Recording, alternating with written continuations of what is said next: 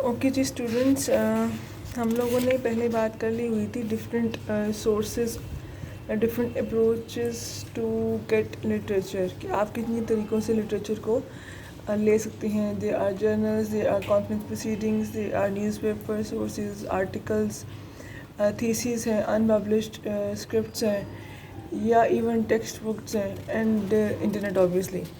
तो अभी इसको कैसे कंपाइल करना है कि वो एक क्रिटिकल लिटरेचर रिव्यू बने, that is very much important. अब होता क्या है कि बहुत सारा काम हुआ है दुनिया भर में और बहुत कुछ है। अब अगर हम हर एक के काम को देखना शुरू कर दें ना क्या किया हुआ है, तो it will take a lot and lot of time. और उस टाइम को अगर देखो, every resource has a cost, so time has also. तो अगर आपका टाइम ज़ाया हो रहा है इस तरीके से, तो आपको क्या फ़ायदा हुआ, यानी कि आपकी तो एफ़र्ट बहुत ज़्यादा खर्च हो रही है। If you are doing a lot and lot of effort in just time, तो जो एक्चुअल रिसर्च है, जो आउटपुट्स हैं, आपको नहीं मिल पाएंगे ना। तो टाइम को सेव करने के कुछ टेक्निक से तरीके होते हैं। देखो, आपने एक आर्टिकल खोला तो it is not very much important कि आप पूरा आर्टिकल पर पढ़े बैठ के। आप क्या करोगे कि आपने उसका एब्स्ट्रैक्ट पढ़ना है। एब्स्ट्रैक्ट पढ़ा, आइडिया हो जाता है कि आर्टिकल किस बारे में, मतलब ये क्या आपके रिसर्च क्वेश्चंस या आपके टॉपिक से रिलेटेबल है या नहीं, you will get to know. अगर वहाँ से भी क्लियर नहीं हो रहा, तो you may go through research questions, उनसे आपको आइडिया हो जाएगा। इंट्रोडक्शन देख लो, टॉपिक देख लो, और फिर एंड में उनकी डिस्कशन या फाइंडिंग्स देख लो। मतलब पूरा आर्टिकल पढ़ने की ज़रूरत नहीं है। अगर आपको लग रहा है कि ये सिमिलर है हमारे टॉपिक या हमारे एरिया ऑफ इंटरेस्ट है या हमारी रिसर्च से, तो यू कैन रीड इट, फिर आप पढ़ें और उसको साइड करना साइड कीजिए। लेकिन अगर वो आपके कॉन्टेक्स्ट से रिलेटेबल नहीं है, तो फिर don't waste your time on reading that content. ठीक। अब क्या होता है कि आपका जो रिसर्च है या जो भी आर्टिकल्स हम पढ़ रहे हैं, देखो, एक कहते हैं ना उर्दू में कि एक तस्वीर के दो रुख होते हैं। तो रिसर्च में आई कैन से कि एवरीथिंग हैज़ मल्टीपल कॉन्टेक्स्ट। एक चीज़ को या एक कॉन्सेप्ट या एक वेरिएबल को सोचने के बहुत मल्टीपल वेज होंगे। तो हो सकता है जिस तरीके से आप सोच रहे हैं किसी दूसरे सर्चर ने वैसे ना सोचा हो। तो आपने उन आर्टिकल्स को फाइंड आउट करना है जो आपके नज़रिया को या जो आपकी थ्योरी को सपोर्ट कर रहे हैं, रिलेट कर रहे हैं। अगर वो आपके थ्योरी से रिलेटेबल नहीं है और आपने उनको लिख दिए, साइट कर दिए, कोट कर दिया हुआ है, तो वो आपकी जो है ना वो पूरी थ्योरी को ख़राब कर देंगे, रिसर्च ख़राब कर देंगे। तो you should be very much conscious about that कि हम जो काम कर रहे हैं वो किस तरीके से कर रहे हैं। और हमें ध्यान रखना पड़ेगा कि हम सिर्फ उन आर्टिकल को चूज़ करें जो हमारे कॉन्टेक्स्ट के अंदर फॉल कर रहे हैं। ठीक है।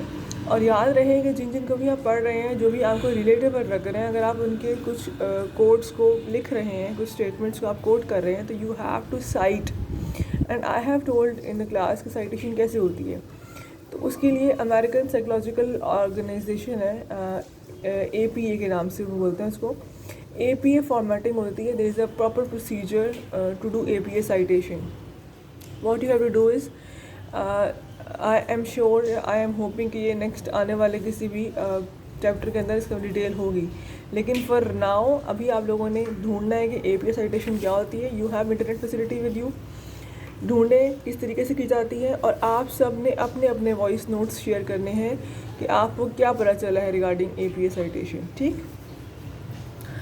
अच्छा जी, अब यहाँ पर उसने कुछ चीज़ों को लिखा हुआ है जो कि इम्पॉर्टेंट है, जो कि आपने जब आर्टिकल्स पढ़ने हैं, ढूंढने हैं, तो करना होता है। तो मैं कुछ पढ़ के बताती हूँ कि जिससे आपको आइडिया होगा कि हाँ जी हमने कैसे आर्टिकल्स को ढूंढना है। Is the main research question और problem statement presented in a clear and analytical way? Is the relevance of the research question made transparent? Does the study build directly upon previous research? Will the study make a contribution to the field? ये सब बातें आपने सोचनी, आप अपना काम करें। जब तक वो कहते हैं ना, जैसे आमतौर पर कि जैसे हम बिल्डिंग बनाते हैं तो हम पत्थरों को या ईंटों को जोड़ते हैं तो फिर ऊपर टॉप आता है। इट इज़ नॉट पॉसिबल कि मैं थर्ड फ्लोर कंस्ट्रक्ट कर लूँ और फर्स्ट सेकेंड कुछ भी नहीं है ना। तो जब भी आप रिसर्च कर रहे हैं तो आपने दूसरों के काम के ऊपर अपना काम कंस्ट्रक्ट करना होता है। तो जब दूसरों के काम नहीं होंगे, आपका काम बिल्ड नहीं हो सकता। ये कोई डायरेक्ट बिल्डिंग नहीं है, ये हम एडिशन कर रहे हैं दूसरों के कामों में। तो इसलिए जब भी एडिशन होगी ना, तो पहले हम प्रीवियस जो रिसर्चर्स हैं उन्हें कोट करेंगे, उनको साइट करेंगे, उनके काम को एक्नॉलेज करेंगे, एंड देन हम आगे फर्दर मूव करेंगे। ठीक, तो ये सारे क्वेश्चंस आप पढ़ लीजिएगा, देख लीजिएगा। ये आपके रिसर्च के हवाले से हैं कि जब आपने काम करना है तो किस तरीके से जो है ना वो आप कर सकते हैं, और हमने किस किस तरीके से रिसर्च आर्टिकल्स को पढ़ना होता है। अब आर्टिकल्स की जो है ना वो इम्पोर्टेंस एक और चीज़ मेरे से बोलते हैं इम्पैक्ट फैक्टर। इम्पैक्ट फैक्टर दिया जाता है जर्नल्स को on the basis of number of citations every year, उसे हमें डिफाइन भी किया हुआ है। The impact factor of a journal can be viewed as the average number of citations in a year given to those papers in the journal that were published during a given period, usually the 2 preceding years। ठीक है, last 2 years में कितनी citations हुई हैं उन articles की जो उस journal का हिस्सा थे, that makes an impact factor। अब अगर इम्पैक्ट फैक्टर आपका 10 या उससे ज़्यादा है तो दैट इज़ वेरी आउटस्टैंडिंग, मतलब बहुत अच्छा जर्नल है, इसमें क्वालिटी आर्टिकल्स पब्लिश होते हैं और इसको तो आपको ज़रूर पढ़ना चाहिए और एक्सीलेंट होता है। लेकिन अनफॉर्चुनेटली ये जो जर्नल्स हैं इनकी आपको एक्सेस के लिए पैसे देने पड़ते हैं, आपको फ्री एक्सेस नहीं मिलती है। तो या तो आप यूनिवर्सिटी के स्टूडेंट्स हों तो यूनिवर्सिटी के टीचर्स से पास से फैसिलिटी होती है कि उन्होंने पे किया हुआ होता है और फिर वो वहाँ से उनके लिए वो कंटेंट इजीली एक्सेसिबल होता है। फिर भी चलिए तो फाइल एक्सेसिबल नहीं होते, जनरली नहीं होते, लेकिन इनका भी एब्स्ट्रैक्ट मिल जाता है ना, तो आपको एब्स्ट्रैक्ट से भी आइडिया हो जाता है। फिर है जी, अगर उसका इम्पैक्ट फैक्टर 3 या उससे ज़्यादा है तो again it is very good, recommendable है, आप उससे साइट कर सकते हैं। लेकिन अगर किसी जर्नल का इम्पैक्ट फैक्टर लेस दैन 1 है तो वो रिकमेंडेबल नहीं होता, उसको कोशिश करें कि अवॉइड करें। आप जब भी आपने कोई जर्नल खोला, कोई आर्टिकल खोला, उसके ऊपर लिखा हुआ होता है नीचे को एंड में कि journal of this this this, journal of management and organization, journal of theory, something like that. तो जो भी जर्नल का नाम लिखा हुआ होगा ना, उसको आप गूगल सर्च कर लीजिए कि इसका इम्पैक्ट फैक्टर क्या है। उससे आपको आइडिया हो जाएगा कि इसकी क्वालिटी ऑफ आर्टिकल्स क्या होंगे और क्या इनको हमें साइट करना चाहिए कि नहीं करना चाहिए। जितना क्वालिटी ऑफ आर्टिकल्स अच्छी होगी साइटेशन में, उतना ही आपका काम भी अच्छा बिल्ड होगा। ठीक, तो ये ध्यान रखना होता है कि हमें कि जिसको हम साइट कर रहे हैं वो आर्टिकल्स कौन से हैं। फिर है जी डॉक्यूमेंटिंग द लिटरेचर रिव्यू। अब आपने सारा काम देख लिया, आपने पहले डिफरेंट सोर्सेज देखे, फिर अपनी क्वालिटी को देखा, किस तरीके से देखना है ये देख लिया, देखा हमें किस तरीके से चूज़ करना है कि हमें घंटों ज़ाया नहीं करने हैं, हमें एब्स्ट्रैक्ट इन्फॉर्मेशन से आइडिया हो जाता है कि आर्टिकल आपके टॉपिक से रिलेटेबल है कि नहीं है। तो सब कुछ आपने कंपाइल कर लिया ना, तो अब आपने उसको कैसे डॉक्यूमेंट करना है कि वो एनालिटिकल रिव्यू दे, क्रिटिकल रिव्यू दे। तो उसके लिए टर्म होती है सिंथेसाइज, कि आपने अपने प्रीवियस लिटरेचर को समराइज़ नहीं करना कि जो उन्होंने काम किया वो लिख दें। समराइज का मतलब कहानी है, पढ़ रहे हैं, and it will it will create boredom for the reader. Synthesize का मतलब होता है कि आप पढ़ने वाले को फील हो कि यस कुछ नया होने जा रहा है, यानी व्हाट्स द नेक्स्ट। उसका इंटरेस्ट तभी रहेगा जब उसे पता होगा हाँ जी व्हाट्स द नेक्स्ट। अगर व्हाट्स द नेक्स्ट वाली क्लॉज नहीं है ना आपके पास, तो अल्टीमेटली क्या होगा, वो उसको अपना इंटरेस्ट लूज़ कर देगा और आप समझ में नहीं आएगा कि आप क्या करने जा रहे हो। तो व्हाट्स द नेक्स्ट से क्या हमें आइडिया होता है कि अभी आप कुछ नया करना चाह रहे हैं, कुछ नया बनने जा रहे हैं। जैसे कहते हैं 2 + 2 = 4। तो अब आप जो है ना, ये तो बहुत कॉमन सी बात है, तो आप 2 + 2 को इस तरीके से प्रेजेंट करें कि हमें 4 से ज़्यादा लगे, बिगर एंड ग्रेटर लगे। That is synthesization, that is critical analytical literature review. तो आपने इस तरीके से करना है कि जब डॉक्यूमेंट करें तो रीडर उसको उसके लिए लगे नॉलेजेबल है, ऐसा ना लगे कि जी ये बातें हम पढ़ चुके हैं, जानते हैं, या मतलब कोई समरी ना लगे। It should be documented in a way that it should create some kind of interest. And जब स्टोरी पढ़ रहे हैं, कुछ अब हमें इंतज़ार होता है कि नेक्स्ट क्या होगा, अब क्या होने वाला है, या कुछ नया है, कुछ एडिशन है। अगर एडिशन नहीं आ रही है, आप उन्हीं फैक्ट्स को रिपीट कर रहे हो, तो वो उसमें फिर जो है ना वो एनालिटिकल या क्रिटिकल लिटरेचर रिव्यू नहीं बन पाएगा। ठीक, तो ये ध्यान रखना होता है हमें। अब आती हूँ towards ethical issues. Ethical issues क्या होते हैं लिटरेचर रिव्यू को डॉक्यूमेंट करते हुए? क्योंकि हम जानते हैं कि जनरली हमने इसमें प्रीवियस रिसर्चर के कामों को कोट करना होता है।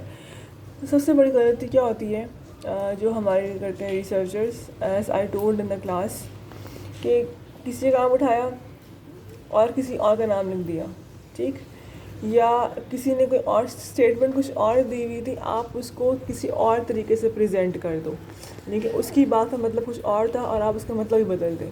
तो यस, ये बहुत ज़्यादा मतलब ये वैसे ही इलीगल एक्टिविटी होती है कि आप किसी के जो है वो किसी की स्टेटमेंट या किसी की बात को आप गलत तरीके से इंटरप्रेट कर रहे हो। You should be very careful कि जो भी हम बात कर रहे हैं वो हम इस तरीके से करें कि उस जो भी किसी का पॉइंट ऑफ व्यू था हम उसको चेंज ना करें। नंबर 2 है जी plagiarism. That is very very important in research. अब ये क्या होता है कि जब हम काम करते हैं ना, तो आपके पास एक सॉफ्टवेयर जो होते हैं जो चेक करते हैं प्लेजरिज्म कितना % कॉपीड है। नो डाउट कि लिटरेचर हम सारा पीटी से उठा रहे हैं जो पुराने लोगों ने काम किया हुआ है, लेकिन याद रखिएगा कि इसे हम लोगों ने पैराफ्रेज करना होता है। क्या करना होता है? पैराफ्रेज। इसका मतलब क्या होता है? You have to write in your own words. अगर आपने वही बात जो किसी XYZ रिसर्चर ने की हुई थी, आपने वही बात एज इट इज़ उठा कर लिख दी ना, तो आपका प्लेजरिज्म वुड गो हाई। तो वो ध्यान रखना होता है हमें कि वो आपका लेस देन 5% ही रहे प्लेजरिज्म। कितना % कॉपीड है, ठीक। तो कॉपी नहीं होनी चाहिए। कॉपी का मतलब ये है कि हम उठा वही बातें रहे हैं, हम मिसरिप्रेजेंट भी नहीं कर रहे, लेकिन हम उसी बात को अपने वर्ड्स में कर रहे हैं, इन your own words, that's it. और ज़ाहिर बात है यहाँ एक गलती और भी होती है जो कि एथिकली वेरी रॉन्ग, कि लोगों ने किसी की स्टेटमेंट उठाई और लिख दी, ठीक है, एंड आगे साइटेशन नहीं है, उससे क्या इमेज पड़ता है कि जी आपने खुद लिखा है, ये आपकी सोच है, आपके वर्ड्स हैं। तो that is again inappropriate way of writing. अगर आप पुराने किसी भी रिसर्चर का काम उठा रहे हैं, उसी किसी बात को उठा रहे हैं, तो you should acknowledge that, you should credit that, और आप उसको साइटेशन दें कि हाँ जी ये इस बंदे ने बात की हुई है, और ताकि आपके काम की भी थोड़ी सी वो इस्टेब्लिशमेंट बने, डेवलपमेंट हो कि हम बिल्ड कर रहे हैं कुछ, इसके बाद क्या होगा। तो ये 2 बातें बहुत इंपॉर्टेंट होती हैं in respect of literature review. और एज़ वी नो कि लिटरेचर में हम सब कुछ पुराने लोगों का ही काम कोट कर रहे हैं, तो यहाँ पर प्लेजरिज्म 100% होती है, क्योंकि आप वो काम पब्लिश है ना, वो लिखा गया हुआ है। तो अगर आपने साइट करना है तो साइटेशन के लिए ज़रूरी क्या होता है कि आप उसी बात को पैराफ्रेज कर दें, रीफ्रेज कर दें, और and right it in your own words, लेकिन मीनिंग चेंज किए बगैर। उससे ये होगा कि बात भी वही रहेगी, मतलब नहीं बदलेगा, और आप उसी बात को रिपीट भी कर पा रहे होंगे और साथ साथ साइटेशन भी देंगे। तो ये इसमें एथिकल इश्यूज़ है कि हमें ख्याल रखना होता है कि हम काम कर रहे हैं, ठीक। तो this is how your this module, I guess module number 4 has come to an end, और इंशाल्लाह I will move towards module number 5 in the coming lecture.